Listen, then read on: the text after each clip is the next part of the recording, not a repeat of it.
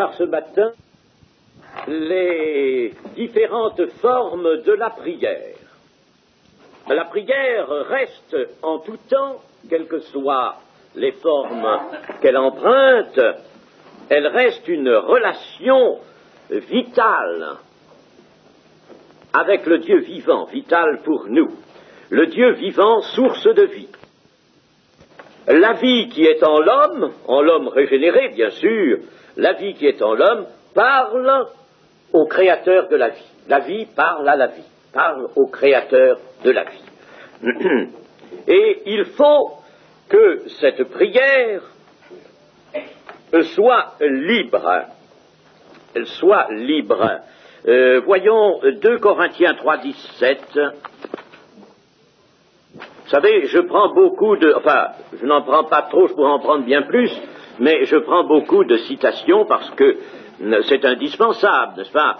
Il faut que, toujours, voyez-vous, quand on instruit, cela se fasse avec la Bible. Or, le Seigneur, c'est l'Esprit. Et là où est l'Esprit du Seigneur, là est la liberté. Dans la prière, l'Esprit du Seigneur doit être là. Et là est la liberté. Dieu n'aime pas une prière qui se sentirait gênée. Une prière libre.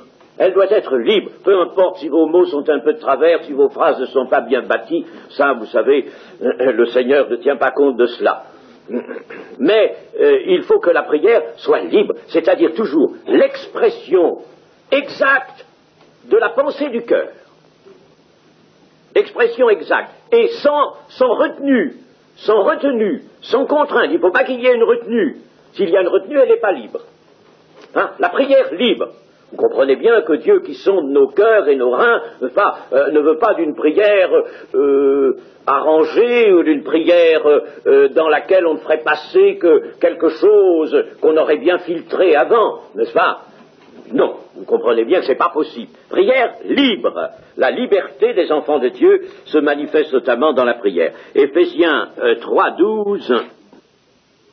Alors, il s'agit de Jésus-Christ en qui nous avons, par la foi en lui, la liberté de nous approcher de Dieu avec confiance. Voyez-vous, par ce chemin, cette voie qu'est Jésus-Christ, à travers le voile déchiré, nous avons la liberté de nous approcher, une liberté. Et Dieu veut que nous utilisions cette liberté. Au passage, bien sûr, tout ce qui serait encore, si vous voulez, avoir comme...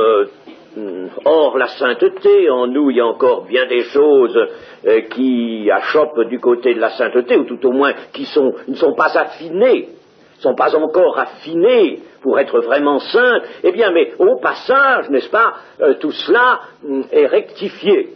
Au passage, à travers Jésus, par Jésus. Hein, tout ça est rectifié. Mais il faut que nous ayons la liberté. La prière, donc, devra, dans toutes ses formes, avoir cette qualité. Elle sera spontanée et libre.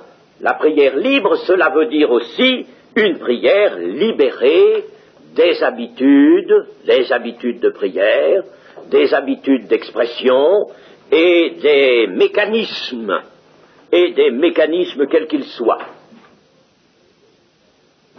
Nous arrivons maintenant aux formes de la prière. Nous verrons celle-ci, la demande ou la requête, les supplications, l'action de grâce ou les actions de grâce, les louanges et la conversation et encore la prière inexprimée. Donc, forme de prière, les demandes, les requêtes, les supplications, les actions de grâce, les louanges, la conversation avec Dieu, conversation, et la prière inexprimée. Il ne faut pas aller au-delà, je pense que nous avons là, je crois, fait le tour de tous les aspects que la prière peut prendre. Alors, voyons d'abord la demande ou la requête. Alors, je lirai peu de passages là-dessus parce que c'est très très évident, n'est-ce pas, que la prière doit servir à la demande, bien sûr. Matthieu 7 et verset 7, demandez et l'on vous donnera, cherchez et vous trouverez, frappez et l'on vous ouvrira, car quiconque demande reçoit, celui qui cherche trouve, et l'on ouvre à celui qui frappe. Lequel de vous donnera une pierre à son fils s'il lui demande du pain, ou s'il demande un poisson, lui donnera-t-il un serpent? Si donc, méchant comme vous l'êtes, vous savez donner de bonnes choses à vos enfants, à combien plus forte raison votre Père qui est dans les cieux donnera-t-il de bonnes choses à ceux qui les lui demandent? De bonnes choses à ceux qui les lui demandent. Va-t-il donner de bonnes choses à ceux qui ne le lui demandent pas, qui ne les lui demandent pas? Je ne pense pas. Je ne crois pas. À ceux qui les lui demandent. Donc les bonnes choses, il faut les demander. Nous verrons d'ailleurs que la demande est nécessaire, indispensable. Absolument indispensable. Nous le verrons par la suite. Il y a d'autres passages, mais je ne vais pas les citer maintenant, étant donné que vous savez qu'il y a dans tout le Nouveau Testament une invitation très grande à la demande. Et ça, c'est une invitation pressante. Demandez, et l'on vous donnera. Cherchez, cherchez, cherchez par la prière. Cherchez, et vous trouverez. Frappez par la prière aussi, frappez, et l'on vous ouvrira.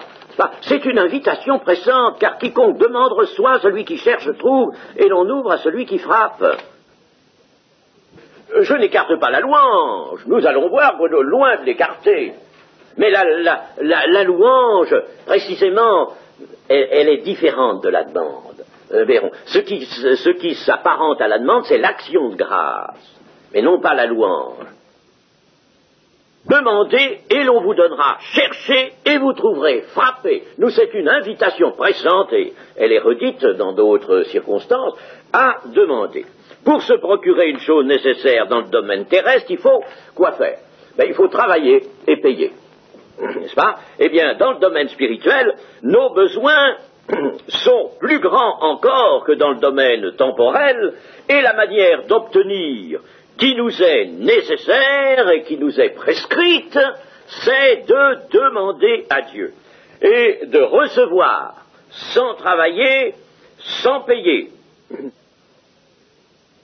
d'apporter seulement à Dieu un cœur droit et un cœur rempli de foi, mu par la foi. Pour savoir demander efficacement à Dieu, il faut entrer dans la pratique avec une foi d'obéissance et un esprit humble. Vous n'obtiendrez jamais, n'est-ce pas, si vous dites, tiens, j'ai besoin, un grand besoin de cela, je vais demander à Dieu. Mais précédemment, dans les jours, dans les mois qui ont précédé, vous avez été un peu négligent, je suppose, vous avez été négligent de Dieu, vous avez négligé la prière, vous avez négligé l'action de grâce, vous avez négligé l'assistance aux réunions de l'Église, n'est-ce pas? Vous êtes un chrétien, qui s'affirme, mais qui en réalité n'est pas tellement fidèle. Pas tellement fidèle, pas du tout même, n'est-ce pas? Je suppose, c'est une hypothèse. Bon, alors, vous avez tout à coup un besoin urgent, et vous demandez à Dieu, ça ne va pas, ça ne va pas. Le chrétien doit apporter non seulement une foi qui soit un jaillissement au moment nécessaire, mais une foi d'obéissance. La foi d'obéissance, l'expression n'est pas de moi, elle est de l'Écriture. La foi d'obéissance. Et demander avec un esprit humble, sans crainte, c'est-à-dire sans craindre de ne pas recevoir. Il ne faut pas de crainte, la crainte c'est le doute, n'est-ce pas? Sans crainte de ne pas recevoir, et le Saint-Esprit guidera celui qui veut demander, mais il faut commencer. Celui qui n'a pas encore la pratique de cette prière de demande, eh bien il faut qu'il s'y engage avec un cœur honnête et bon, il s'y engage, n'est-ce pas? Et puis il fera lui-même son expérience. Nous apprendrons ainsi à prier, c'est en priant que nous apprendrons à prier. On peut dire que l'ignorance de quelqu'un qui est nouveau dans la vie chrétienne, l'ignorance est moins redoutable que la crainte et la négligence. La crainte et la négligence sont bien pires que l'ignorance. L'ignorance, eh bien, ça peut se dissiper, cela, n'est-ce pas, et Dieu peut la dissiper très vite. Il nous est dit que dans Luc 22, 44, Luc 22, 44,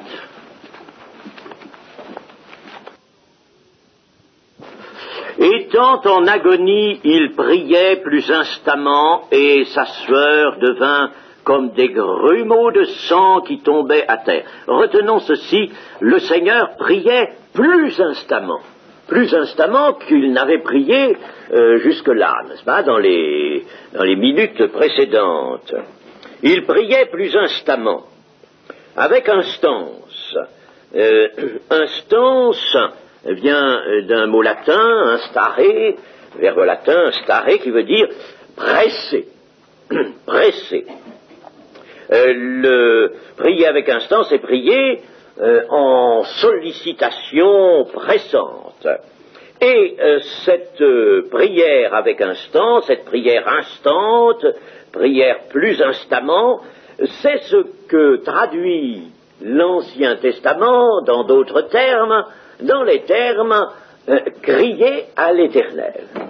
Crier à l'Éternel, c'est tout simplement ça. Une prière qui se fait pressante. Crier à l'Éternel. Je me souviens d'un missionnaire anglais qui voulait toujours que les prières soient susurrées. Vous savez, que ça dépasse pas, parce qu'autrement on était qualifié de pentecôtiste. Et les prières susurrées. Ben non, je lui ai dit une fois en face, je lui ai dit, écoutez mon frère, vous aurez beau dire vos petites prières là, c'est pas biblique. Les gens autrefois ils criaient à l'Éternel. Alors il m'a dit, mais ça c'était l'Ancien Testament. Bon, eh bien je dis, écoutez, dans le Nouveau Testament, le Seigneur, il a crié lui aussi. Ah, c'est bien dans le Nouveau Testament ça. Il a crié. Crier à l'Éternel. C'était une prière instante. Nous pouvons voir cela, par exemple, dans Nombre 20, 16.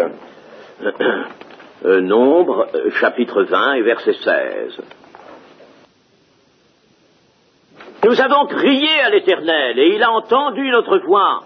Il a envoyé un ange et nous a fait sortir de l'Égypte. Alors c'est un rappel de cette circonstance de la délivrance du peuple d'Israël du joug de l'Égypte. Eh bien, ils ont prié, et puis le ton de la prière a monté, et puis ils ont crié à l'Éternel, prié plus instamment, ils ont prié plus instamment. C'est pas que l'Éternel, comme on peut le dire, n'est-ce pas, n'entend pas bien si il faut parler fort pour qu'il entende. Non, ce n'est pas cela, mais il y a une raison à cela. Il y a une raison, nous allons la découvrir. Alors, nous avons crié à l'Éternel, et l'Éternel a exaucé. 1 Samuel 7, ça c'est la prière instante.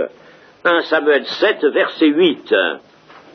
Et il dira à Samuel, ne cesse point de crier pour nous à l'Éternel, notre Dieu, afin qu'il nous sauve de la main des Philistins. Avant, ils avaient demandé de prier, n'est-ce pas?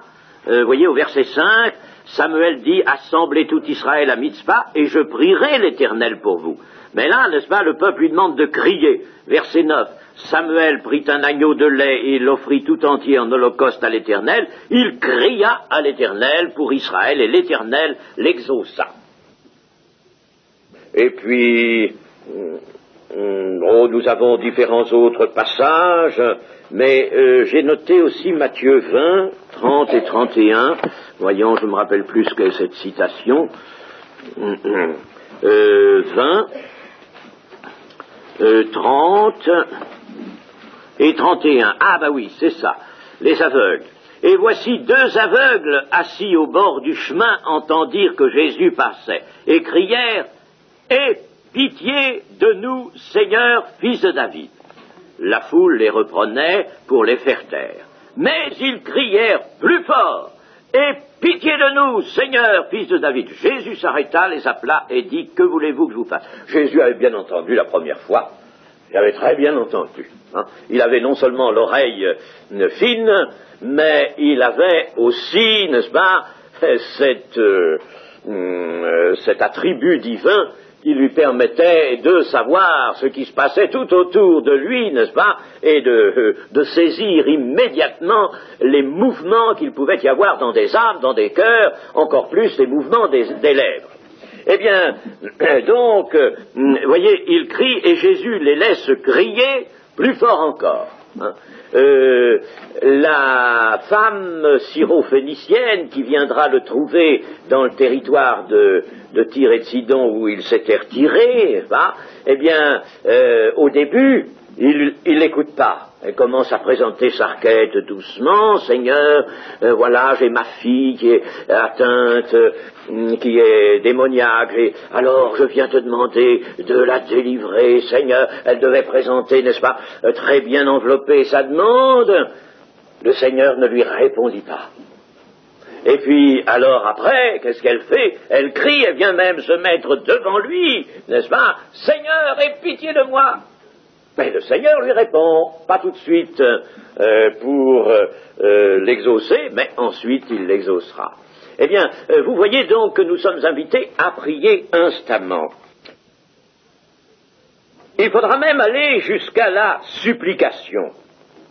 La supplication et jusqu'à la violence de la foi qui se met à l'œuvre.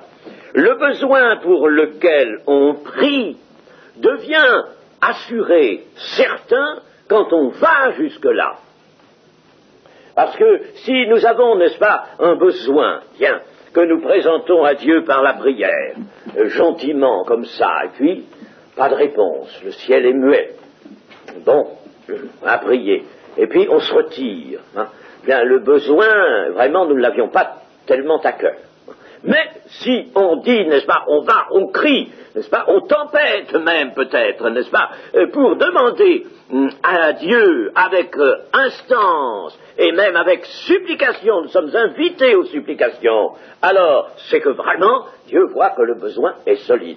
Et il voit une autre chose aussi, c'est que notre volonté, parce que dans la foi qui prie, il y a une volonté qui a été, certes, qui s'est pliée à la volonté de Dieu, il faut le supposer avant, elle s'est pliée à la volonté de Dieu. C'est une volonté qui est armée de l'approbation du Saint-Esprit. Hein? On sent que c'est bien ça. On peut demander ça à Dieu. La conscience ne nous dit pas, attention, tu demandes quelque chose qui n'est pas bon. Non, on peut demander. Alors, n'est-ce pas, on prie avec instance, avec supplication. Alors là, à ce moment-là, la volonté d'obtenir grandit, monte. Alors, Dieu a aussi la volonté de nous exaucer, mais notre volonté monte jusqu'à Dieu. Et quand la volonté est à l'unisson de celle de Dieu, l'exaucement y est. Voilà, n'est-ce pas? Dieu attend que ça monte vers lui. La volonté s'exprime bien fort. C'est pour ça qu'il demande la persévérance. C'est pour ça qu'il demande la prière avec supplication. Parce que Dieu n'est pas, n'est-ce pas, ce grand monarque qui aime se faire supplier, n'est-ce pas, par ses courtisans. C'est pas la figure qu'il faut retenir, mais c'est toujours dans notre but, n'est-ce pas. N'oubliez jamais que Dieu veut se donner, n'est-ce pas. Il veut se donner ce qu'il a, donner tout ce et il peut donner beaucoup de choses, mais tout ce qu'il a à nous donner de bien, pour notre bien, n'est-ce pas, il veut le donner. Bon. Au départ, ça c'est sûr, Dieu veut le donner. Mais il veut que notre volonté d'avoir soit grande. Il n'aime pas les dilettantes. Dieu n'a jamais aimé les dilettantes. Il aime les violents. Les violents de la foi. Il aime les violents, pas les dilettantes. Les dilettantes, il ne les a jamais aimées. Voilà pourquoi il faut aller, n'est-ce pas, jusqu'à une prière instante, le cri à Dieu, la demande instante, c'est la demande qui ne peut avoir d'autre destinataire que Dieu. Le besoin que l'on a et qu'on présente à Dieu, personne ne peut le satisfaire. Personne ne peut donner. Personne, il n'y a que Dieu, il n'y a que lui, le seul destinataire. Alors c'est à lui qu'il faut crier, c'est de lui qu'il faut obtenir, parce que sans quoi on n'aura pas. Et Dieu veut qu'on soit dans cette disposition-là. C'est pas juste. Il veut qu'on soit dans cette disposition-là. Parce qu'il connaît le cœur humain, et il sait qu'il est instable par nature, ce cœur humain. Alors, dans ce cœur humain qui est instable, tout à l'heure nous avons lu quelque chose, je n'ai pas trop souligné, je n'ai pas voulu souligner, méchant comme vous êtes, c'est le Seigneur qui l'a dit, n'est-ce pas, méchant comme vous l'êtes. J'en prends pour ma part aussi, n'est-ce pas, nous partageons ça, n'est-ce pas, ensemble, méchant comme vous l'êtes. Eh bien, c'est-à-dire, n'est-ce pas, avec le cœur naturel que vous avez, et qui, dans lequel il y a toujours ces vestiges de la méchanceté, c'est-à-dire ces vestiges, en somme, du mal précédent. Bien que vous en soyez guéri, n'est-ce pas, mais vous avez toujours cette chair qui est là, c'est ça qu'il veut dire, c'est la chair qui est méchante. Ben, alors, Dieu veut que dans cet homme, n'est-ce pas, la poussée spirituelle vers lui, parce que la prière c'est une poussée spirituelle, hein, alors la pousse spirituelle, chut, aille jusqu'au ciel, hein, voilà, alors là, n'est-ce pas, il sait qu'en nous exaucant, il nous fera du bien. Il nous fera du bien. Si nous exauçait trop tôt, nous ferait-il du bien? Ferait de nous des enfants gâtés. D'abord, des enfants gâtés, n'est-ce pas? Et puis des enfants qui seraient capricieux, et puis des enfants qui n'apprendraient rien, n'est-ce pas? Il faut que nous apprenions à nous dépouiller précisément de cette méchanceté naturelle, de ce cœur mauvais naturel, nous dépouiller de cela pour laisser place à cette pousse spirituelle vers Dieu. Dieu, dans une prière instante, est vu comme le seul secours. Il n'y en a pas d'autre que lui, il n'y a pas d'autre alternative. Alors là, Dieu est content, Dieu est jaloux, Dieu est exclusif, il nous veut tout entier. Dans la prière qu'on appelle la prière dominicale, la prière, mettons, du Seigneur, c'est pas la prière du dimanche, la prière dominicale, Matthieu 6, 11. Je retiendrai ce matin simplement cette demande, pas les autres. Si on a le temps, on verra les autres, mais je retiendrai cette demande. Donne-nous aujourd'hui notre pain quotidien. Donne-nous aujourd'hui. Et cette demande en particulier, les autres ont un autre caractère. Les autres demandes de cette prière, qu'on appelle le Notre Père aussi, ont un caractère chacune. Mais celle-ci, n'est-ce pas, exprime le rapport filial, plein de confiance, plein d'abandon entre le fidèle, l'enfant et son Dieu, l'enfant et son Père. La confiance, l'abandon, le rapport filial, donne-nous. Ah, Dieu se plaît à donner, lui, il est riche de tout, infiniment riche, il se plaît à donner. Et il aime que nous allions vers lui demander, donne-nous. Est-ce qu'un enfant ne vient pas vers son père ou sa mère en disant, donne-moi, donne-nous. Là, il est dit, donne-nous aujourd'hui. Donc la demande n'est pas personnelle, absolument personnelle, elle est pour tous ceux qu'on a autour de soi, pour l'Église, pour la famille, n'est-ce pas? Donne-nous. Dieu, étant seule source de tout bien, étant le donateur universel et glorieux, Dieu aime qu'on lui demande. Eh bien, demandons-lui toujours notre pain quotidien, notre subsistance quotidienne. Parce que le pain quotidien, c'est tout ce qui nourrit le corps, mais c'est aussi ce qui nourrit l'âme.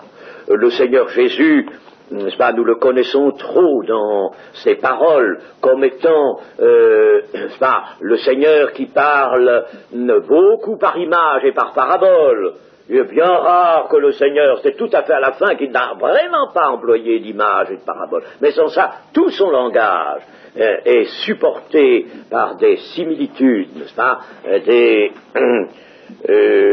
paraboles. Eh bien, alors là, n'est-ce pas, il faut nécessairement donner aussi à cette demande une valeur plus large.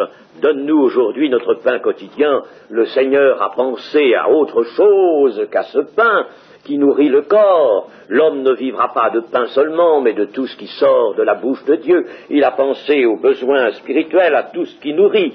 Il a pensé à l'âme, au pain sans levain, de la pureté et de la vérité. Donne-nous ce pain sans levain, de la pureté et de la vérité. C'est le pain du salut.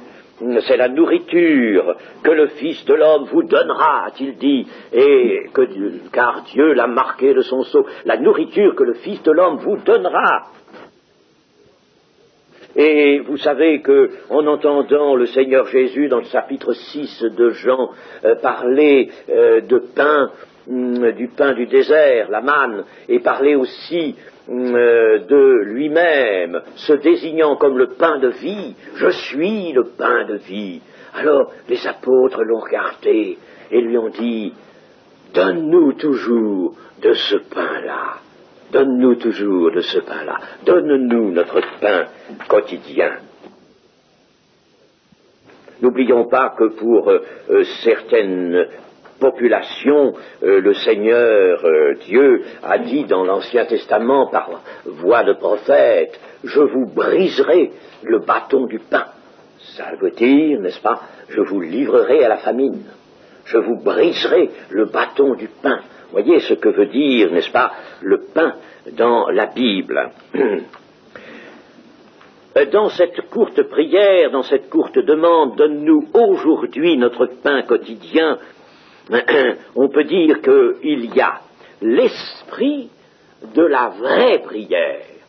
Cette prière dominicale est un modèle de prière, pas une récitation que le Seigneur nous a donnée, c'est un modèle de prière. Là est l'esprit de la vraie prière.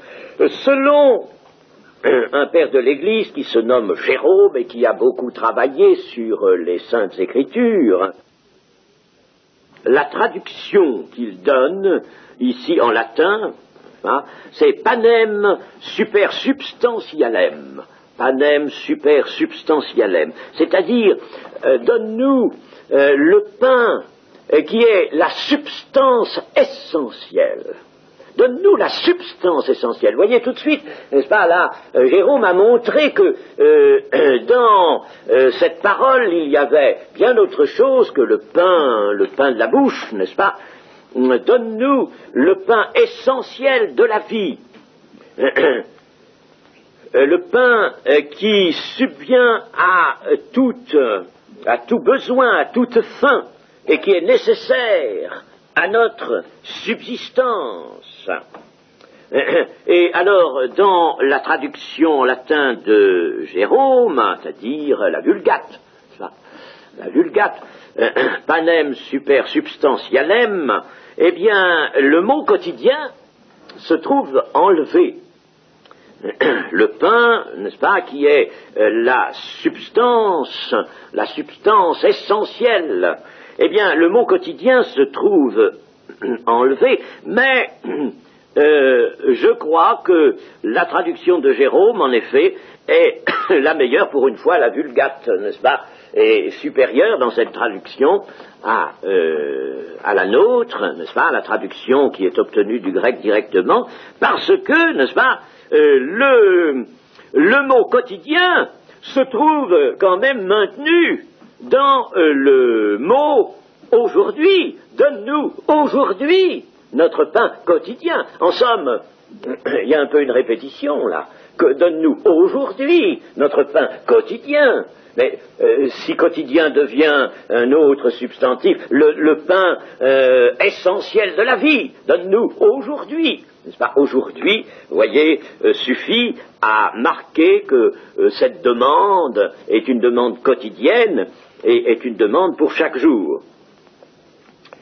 Et on peut dire que la demande que le Seigneur Jésus a introduite ainsi dans ce modèle de prière fait apparaître l'abîme qu'il y a entre l'homme naturel et l'homme vraiment spirituel. Là, n'est-ce pas, c'est l'abîme. Rien que cela, ça marque l'abîme.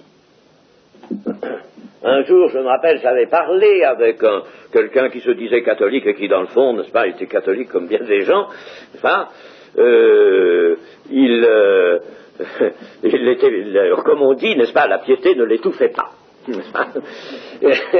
Et alors, il discutait, il aimait bien discuter, il y a beaucoup de gens comme ça qui discutent de tout, mais qui ne prennent pas, qui ne touchent pas, qui ne laissent pas entrer dans leur âme pour être sauvés.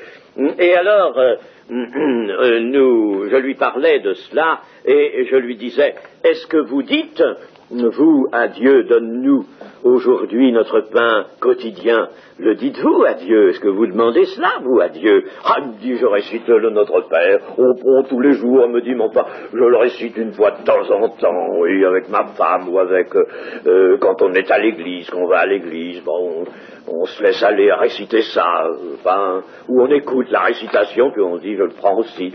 Bon, je lui dis, mais est-ce que vous le demandez de tout votre cœur, vous qui discutez de tout? Oh, ben c'est pas la peine. Il me disait, c'est pas la peine. C'est pas la peine. Et pourquoi? Mais il dit, qu'est-ce que vous voulez, moi? Je vis, je travaille, je me débrouille sur la terre, alors. Vous savez, ben, mon pain, je le gagne. Vous voyez, c'est toute la différence. Toute la différence entre l'homme naturel qui croit que ce qu'il a, c'est lui qui l'obtient, et qui ne voit aucun besoin spirituel, pas un besoin spirituel, il n'en découvre aucun.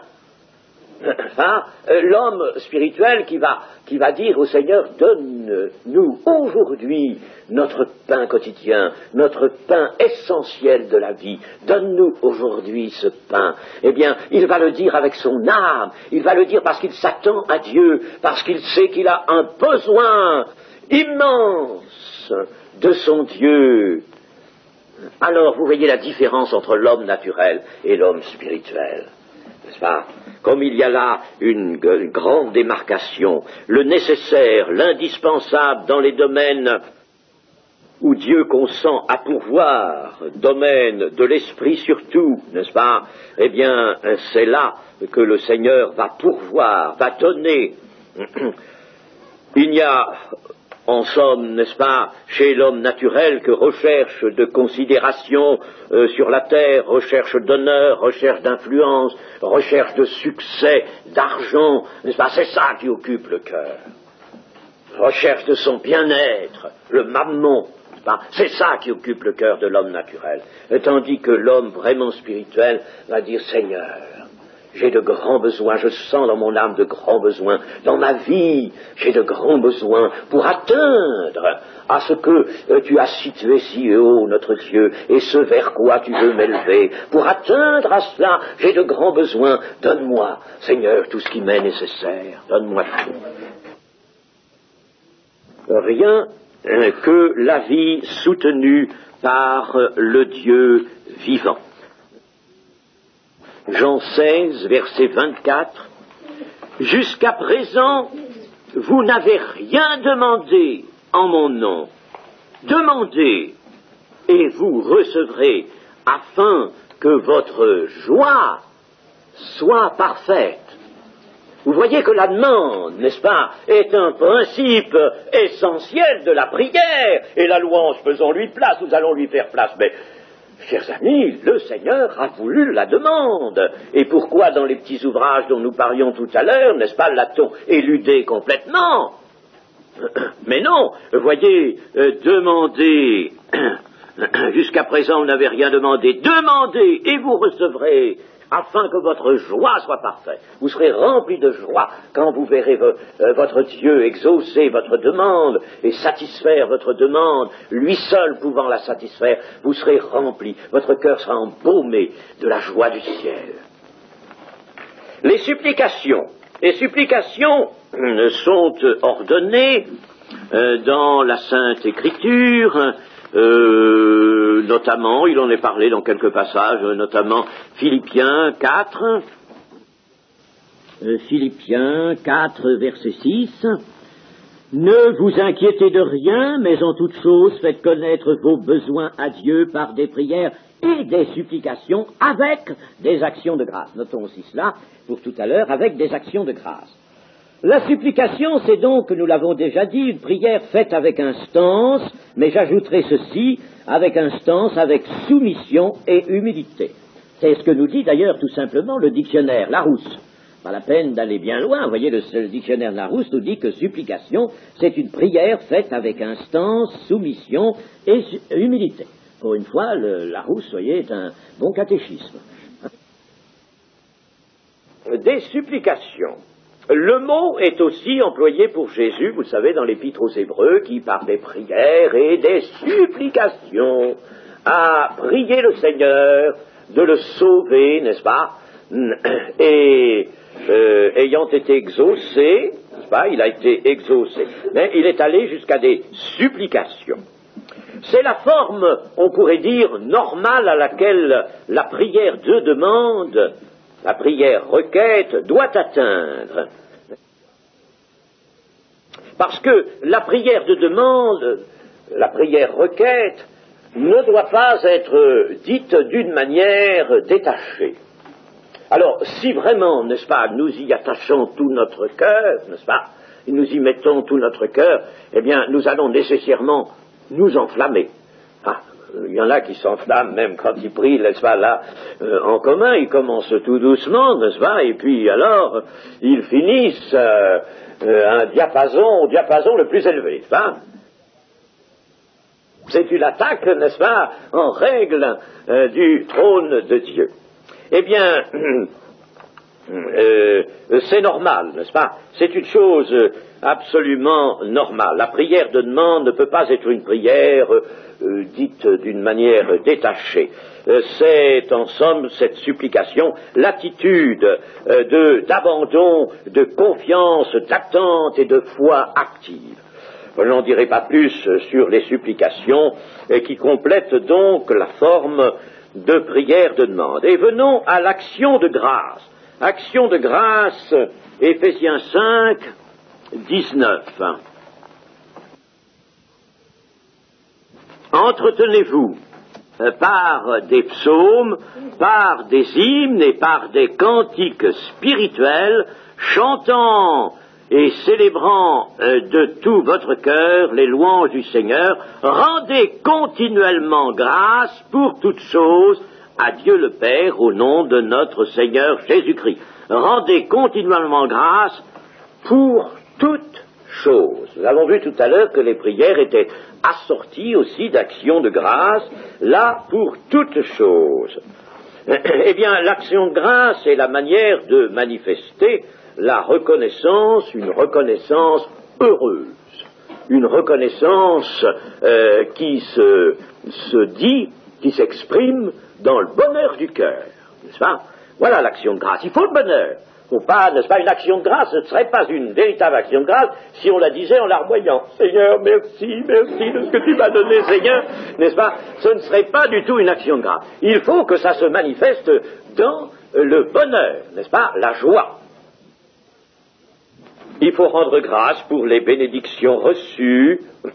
Et nous pouvons dire que le fait de rendre grâce pour les bienfaits, les bénédictions qui nous sont venues de Dieu, nous rend capables de nous approcher de Dieu avec plus d'assurance. De nous approcher de Dieu avec plus d'assurance. Et vous voyez, en tout ce que Dieu nous demande, il y a toujours une pensée, une intention éducative. Toujours une intention éducative. Dieu veut que nous apprenions à nous approcher. Et nous lui rendons grâce. On pourra dire, mais c'est poli, c'est convenable de dire merci quand on a reçu quelque chose. Oui, mais moi, je dépasse tout de suite ça. Ça me paraît trop peu, ça, n'est-ce pas? Et on rend grâce au Seigneur, n'est-ce pas? Et alors là, n'est-ce pas, on s'approche de lui avec plus d'assurance. C'est pourquoi il faut toujours méditer sur les bénédictions reçues. Il ne faut pas les prendre, les enregistrer, n'est-ce pas, et puis dire, eh ben ça va bien. Bon, alors maintenant je suis tiré d'affaire. C'est tout. Non, il faut rendre grâce en toutes choses. D'ailleurs, une destination nous a été donnée, qui est celle de glorifier Dieu. c'est-à-dire toujours de se placer nous-mêmes dans la gloire de Dieu, pour ne pas être dans une autre, n'est-ce pas? Que celui qui se glorifie dans le Seigneur, se placer dans la gloire de Dieu, toujours se placer là. Hein? Alors, par l'action de grâce, nous nous mettons dans la gloire. Nous nous auréolons, si vous voulez, n'est-ce pas, de cette gloire de Dieu, n'est-ce pas, parce que nous lui manifestons notre reconnaissance des bontés qui nous ont été octroyées.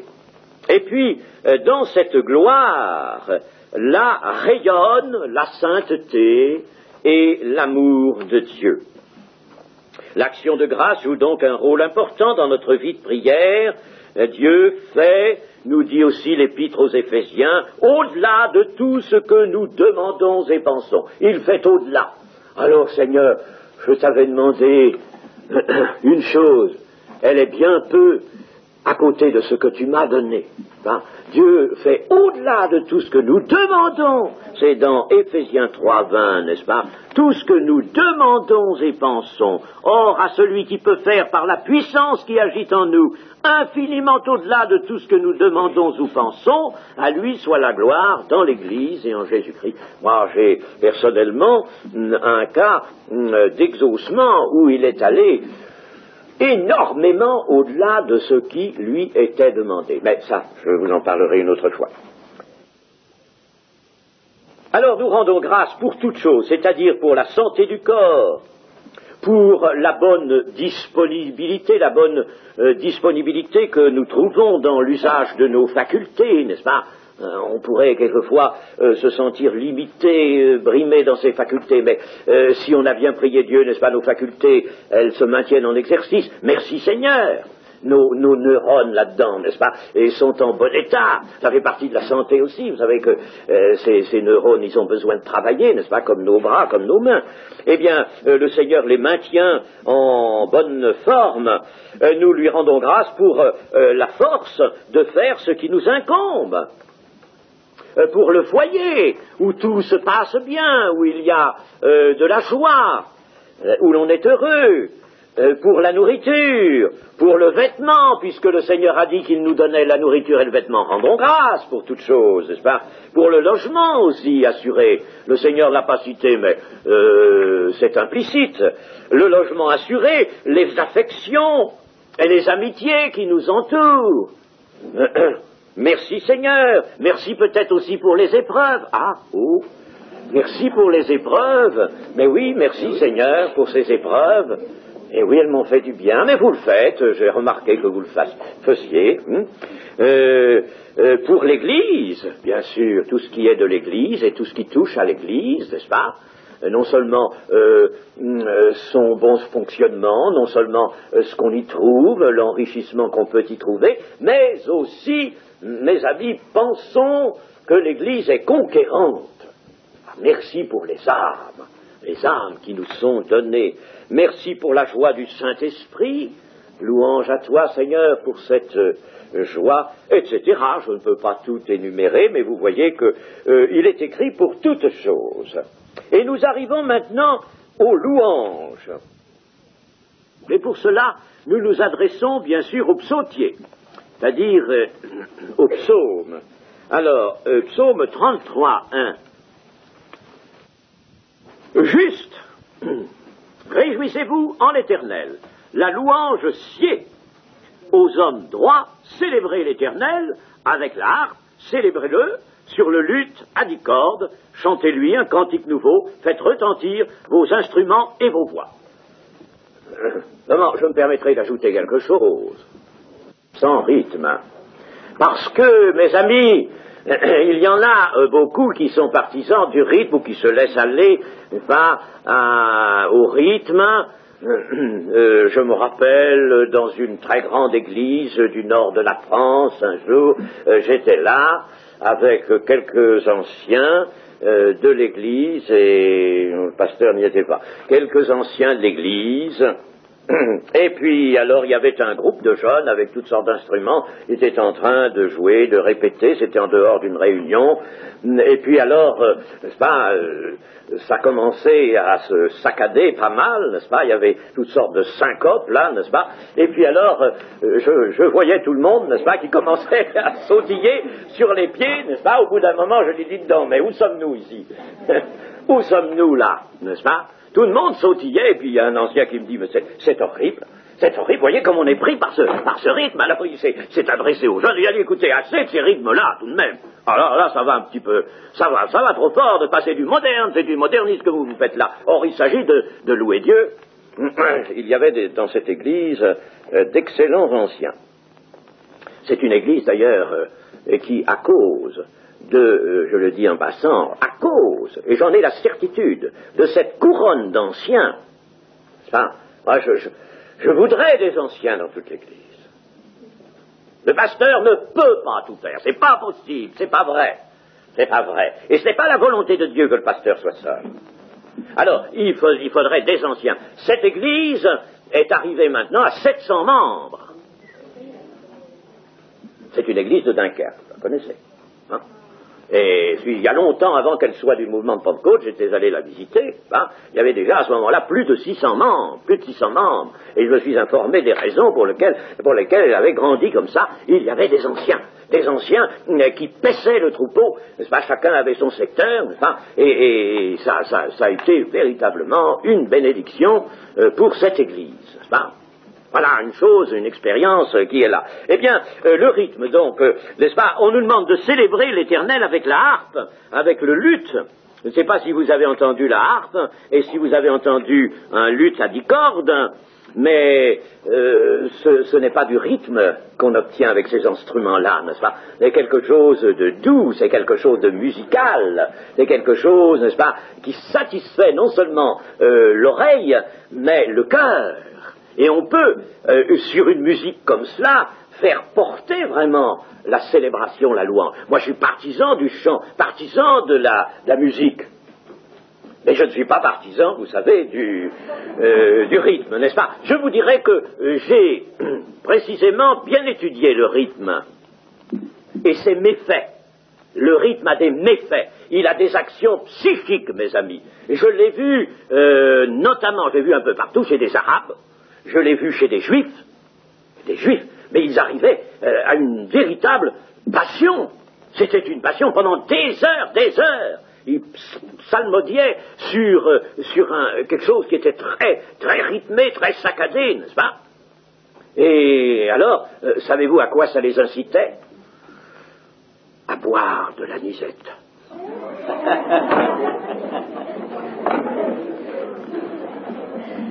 Alors, ne me parlez pas à moi du rythme. Ne m'en parlez pas, ça je suis convaincu, et je vous le dis, c'est pas la musique qui plaît à l'Éternel.